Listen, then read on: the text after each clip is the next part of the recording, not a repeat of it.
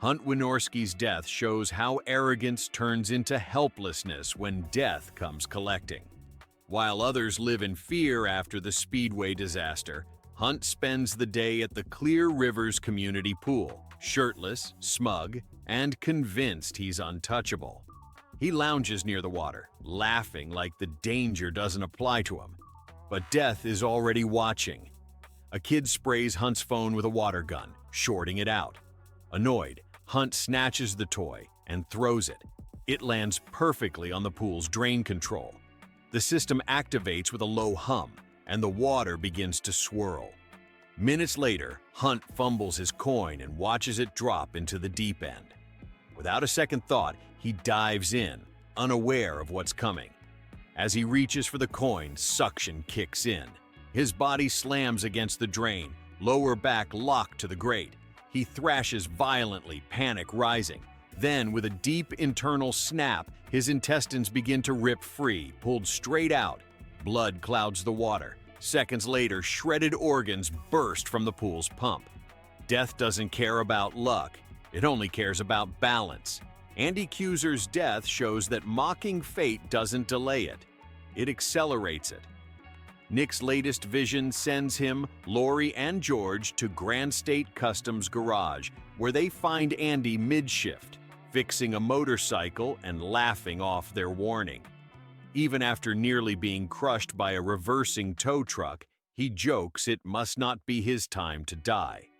But death is already at work. A mechanic knocks over a tin can that lands on a vibrating air compressor, spilling oil onto frayed wiring. Sparks snap to life, triggering the winch motor pulling on a van.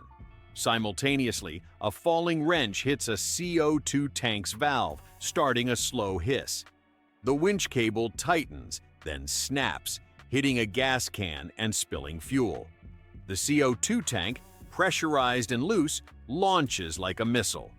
Andy turns just in time to see it slam into his spine with a sickening crunch. The impact throws him toward the chain-link gate. It doesn't stop him. It slices through him. Flesh tears, metal twists, and in a burst of blood, Andy is torn apart mid-air. But Andy's brutal exit was just the beginning. Carter Daniels' death shows that hate may burn hot. But it doesn't burn alone. He was supposed to die already, but fate had other plans. Carter drinks behind the wheel, blasts angry music, and works his destiny-towing shift like nothing can touch him. But tonight, he's not just repossessing a truck. He's sending a message. In the back lies a wooden cross, meant for George Lanter's lawn. He hurls it out, and it smashes into a hanging chain, snapping it. A heavy steel ball and hook drop onto the asphalt. Beer cans roll in the cab, and a horseshoe swings uselessly from the mirror. As he sets up the tow, the chain silently loops around his ankle, unnoticed. Climbing in, he cranks the ignition and flips the switch. The winch pulls, the chain tightens, and suddenly he's yanked off his feet, screaming as he's dragged down the road. Sparks light the pavement. One catches a streak of spilled beer or fuel. Flames erupt. Fire engulfs him, and then the truck explodes. In the silence, a scorched piece of flesh lands at George's feet. Carter's face, still burning. Samantha Lane's death proves that even the safest routines can end in blood. After surviving once, she's focused on normal. Just a quick stop at the Salon after her kid's soccer game. Her two boys, full of energy, follow her inside where small problems already surround them. A loose ceiling fan sways above. A stylist's chair keeps dropping. Outside, Carl the groundskeeper fuels his mower, spilling gasoline as he smokes. One of the boys throws a rock into the grass. Inside, a spilled drink and a hairspray can left near a hot straightener go unnoticed. Then, chaos hits. One son slips on a gel packet, sending tools flying. The hairspray can rolls, touches the straightener, and explodes. A metal shard hits the ceiling fan, knocking it loose. The fan crashes down. Samantha, shaken, heads for the door. Outside, Carl drives forward. The mower hits the hidden rock. It fires like a bullet, shattering the glass door and slamming into Samantha's eye. She's thrown backward, collapsing on the salon floor, lifeless. Her kids stare in silence. Samantha came in for a trim. Death gave her a final cut.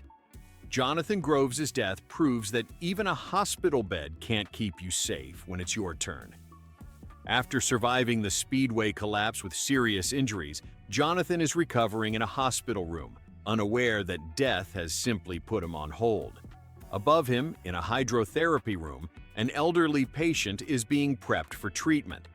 The tub fills slowly, then overflows as the orderly walks away, distracted. Water seeps through the floor, soaking the ceiling tiles in Jonathan's room. As the first drops fall, he reaches for the call button, but the moisture shorts the device. No nurse comes. The tiles sag, bulge, then collapse, dumping gallons of water onto his bed and knocking him to the floor. Drenched and panicked, Jonathan tries to crawl for the door. He doesn't make it. The soaked floor above finally gives way.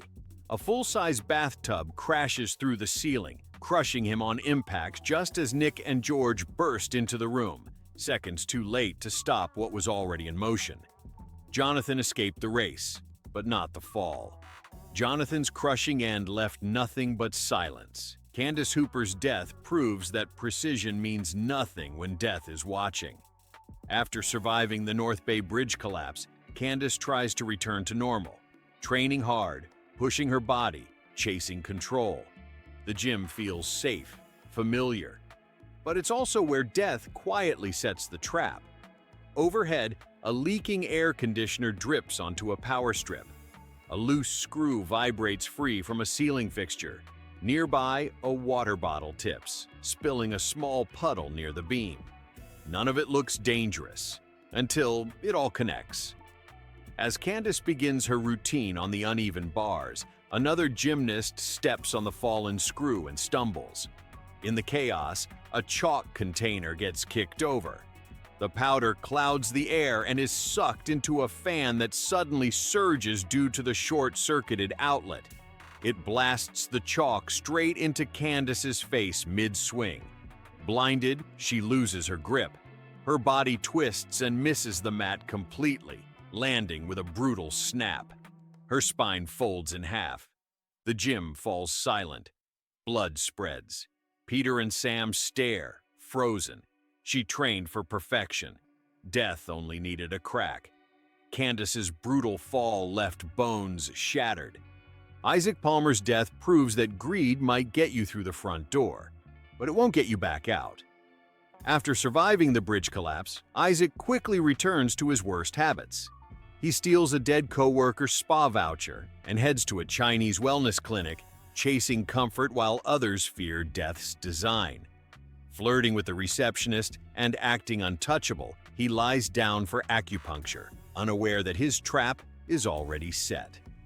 Nearby, a woman's bracelet breaks, and a single bead rolls beneath a shelf holding a heavy Buddha statue.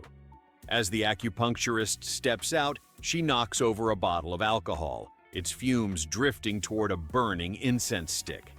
Isaac's phone vibrates, falls off the table, and the alcohol ignites. Fire races across the floor, catching the towel holding his needles. He panics. The needles spill onto his chest. The sheet ignites. He rolls off the table, screaming and crawling through smoke. Then the bead shifts. The shelf tilts. The Buddha statue topples and crushes his skull in a single wet impact. Bloodworth watches from the hall. Death didn't miss its second chance. Isaac's crushing end was messy and merciless. Olivia Castle's death proves that when you try to fix what isn't broken, death is happy to break it for you. After surviving the bridge collapse, Olivia is rattled but determined to regain control, starting with her vision. Convinced stress is causing her blurry sight, she books a LASIK appointment, unaware she's already back in death's path. At the clinic, she's strapped into a head brace, her eye clamped open, and a teddy bear placed in her hands for comfort.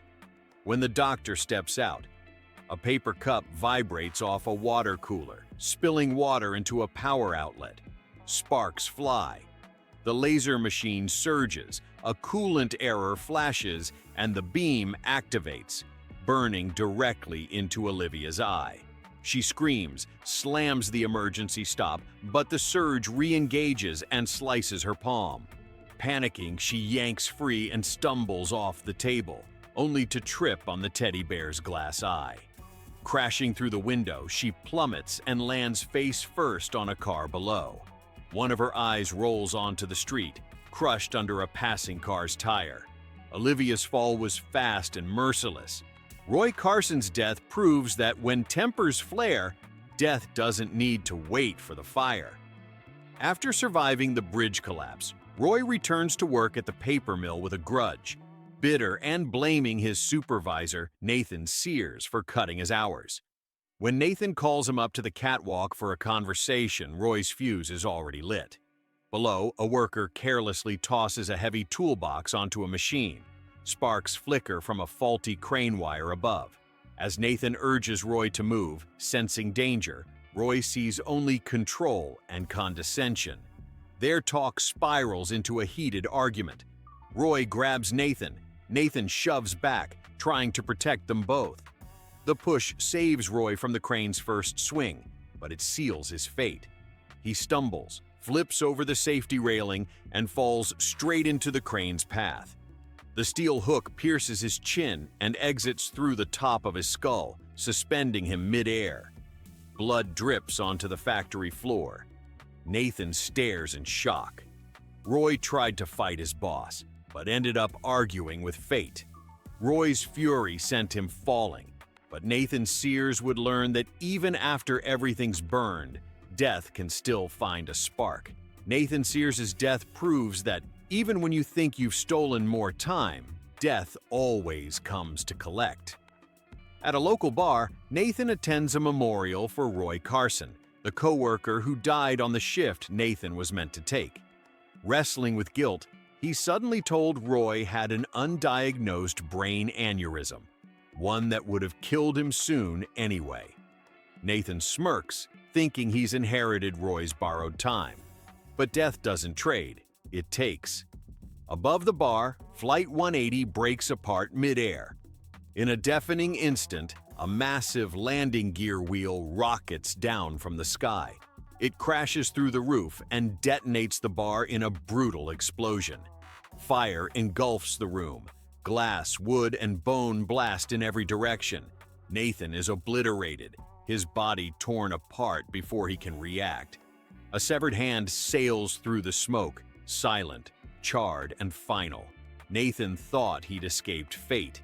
Instead, he died more violently than Roy ever did. Iris Campbell's death proves that belief doesn't always come from words. Sometimes it takes blood. For 2 decades, Iris has lived off the grid, obsessed with surviving death's design. Her fortified cabin is a shrine to obsession, stacked with handwritten diagrams and newspaper clippings. When her granddaughter Stephanie arrives, fresh from a catastrophe she barely survived, Iris sees death circling. She begs Stephanie to study her binder, calling it the key to staying alive. But Stephanie panics, dismissing her warnings as madness. Iris steps forward, trembling but calm, and says, "Seeing is believing." Then she deliberately plants her foot on a hidden pressure plate. Instantly, a red canister fires a burst of compressed air into the rooftop. Above, a bundle of metal spikes jolts. One breaks free. It plunges straight down and impales Iris through the mouth, killing her instantly in front of Stephanie's horrified eyes. Blood spatters the binder. Eric and Bobby's deaths prove that when death strikes, one body isn't always enough. After surviving the initial disaster, Eric becomes obsessed with breaking death's design. At the hospital, he forces access to a research-grade MRI, convinced its power holds the answer. He overrides the system using his phone, triggering the full magnetic surge. Instantly, his metal piercings rip from his face with brutal force. Screaming, he stumbles into a nearby room filled with loose equipment. The magnet intensifies. A wheelchair hurls across the room, crushing Eric against the machine's face. His body folds inward, bones snapping, until his tattooed skull is sucked into the opening and pulverized. Down the hall, Bobby collapses. As he writhes in pain, the chaos from the MRI spirals further. Metal objects begin shaking. Then, with a sudden shriek of force, the metal vending machine coil flies down the hallway at high speed and impales Bobby directly through the eye and into his brain. He is slammed back against the wall, killed instantly. 2 deaths, 1 trigger, because death doesn't need a second chance. It only needs a spark. Eric and Bobby died brutally. The next was Howard Campbell, mid-air on a trampoline, never suspecting the ground was about to turn against him. Howard Campbell's death proves that family pressure can kill, but death never needs a second push. After surviving the catastrophe, Howard hosts a backyard barbecue with his wife and kids. Laughter fills the air, and someone dares him to do a backflip on the trampoline, something he hasn't done in years. Smiling, he climbs up, unaware that his clock is already ticking. Across the yard, a game of giant Jenga crashes to the patio. The falling blocks knock over a glass of ice water, sending it shattering onto the stones. A long shard hides in the grass. As Howard bounces barefoot, he lands wrong and slips off the edge. His foot slams down onto the shard, driving it deep. He stumbles backwards, screaming, knocking over a gardening bench. A metal rake drops, its handle smacking the switch of a nearby lawnmower. The blades roar to life. As Howard collapses from the searing pain, the activated lawnmower rolls toward him without pause. In a flash of spinning steel and helpless screams, it runs directly over his head, killing him instantly in a gruesome spray of blood. The family's cheers twist into screams. The celebration becomes a slaughter.